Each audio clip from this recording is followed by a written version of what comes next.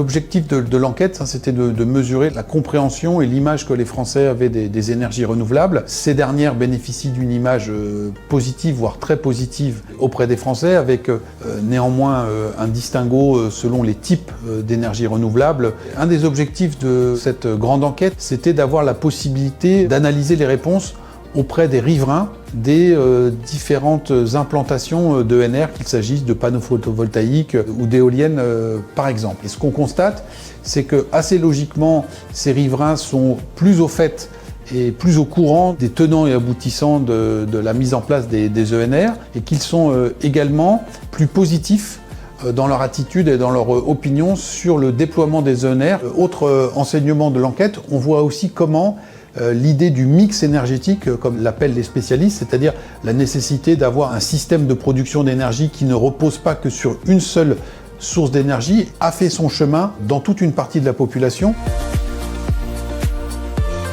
L'enquête que l'IFOP a réalisée pour Engie se singularise par la taille tout à fait importante de l'échantillon qui a été retenu, puisque nous avons interviewé 12 000 personnes. Donc c'est un très gros échantillon national représentatif, ce qui nous permet d'avoir des bases statistiques robustes. Et pour donner un ordre de grandeur, habituellement, un sondage auprès de la population française, c'est traditionnellement plutôt 1000 à 2000 personnes.